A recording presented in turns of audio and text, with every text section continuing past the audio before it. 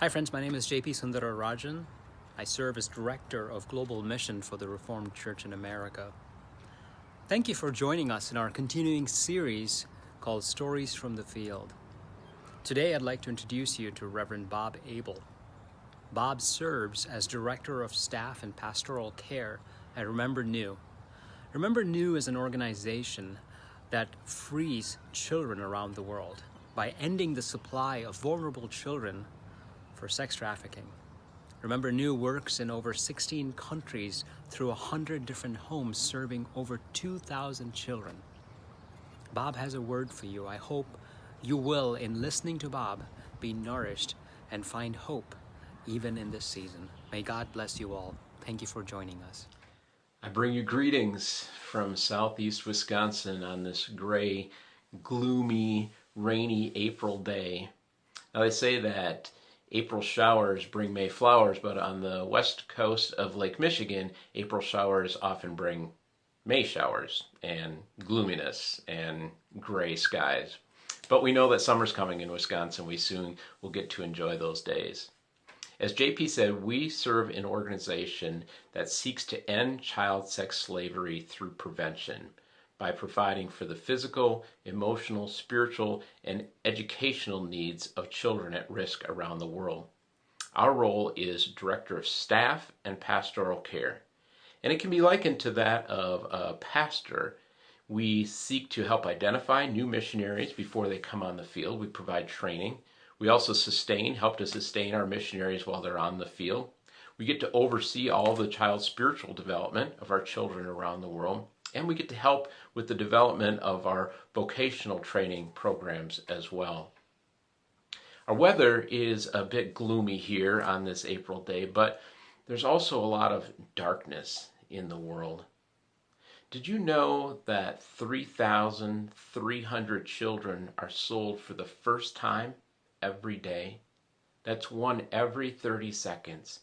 1.2 million each year. Some as young as toddlers.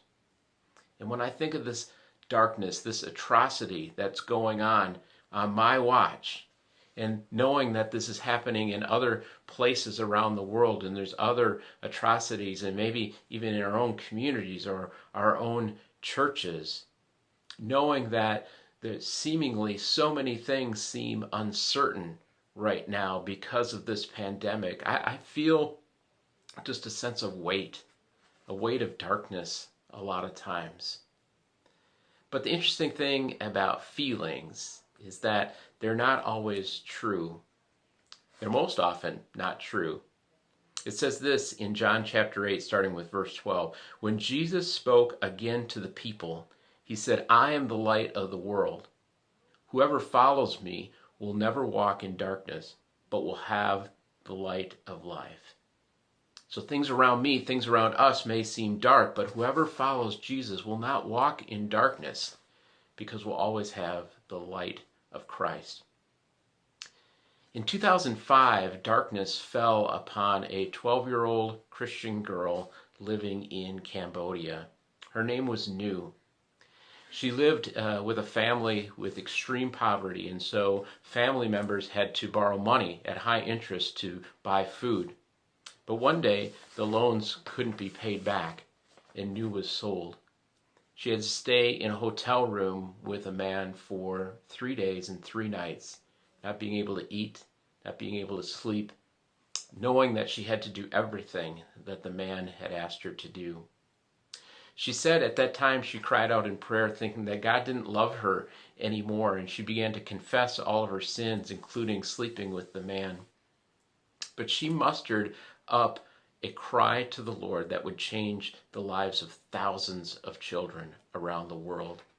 She cried out to God and said, since this happened to me, let me be the last.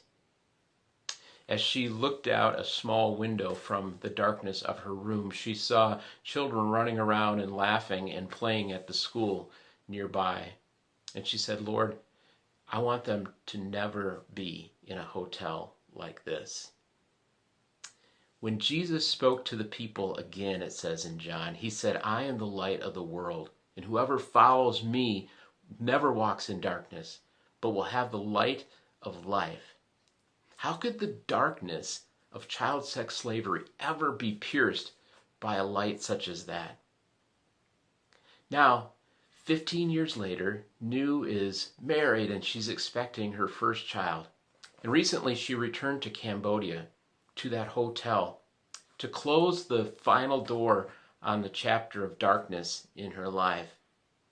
How? Because John also tells us that in the beginning was the Word, and the Word was with God, and the Word was God. In him was life, and that life was the light of all mankind. The light shines in the darkness, and the darkness has not overcome it. The light shines in the darkness, and the darkness has not overcome it. Traveling with her adopted dad on the recent visit, Nhu filmed her visit there. She filmed the light coming into the darkness, and I would like to share just a portion of that video right now.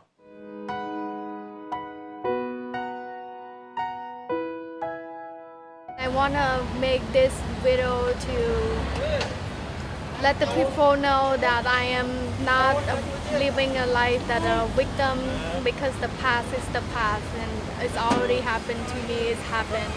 So I try to live positive life, and I have a good dad here. He loves me and he cares about people and he cares about all the children home, and I'm so blessed and I'm so happy. I know that there's a lot of people going through dark times in their life. What would you want to say to them? I want to say that trust in God, and because sometimes in life we go through difficult, but sometimes that we should remember that God is good and God is love, and He's with us, so He heard us and He sees us. I know that God can heal you and He can bring the light to your darkness.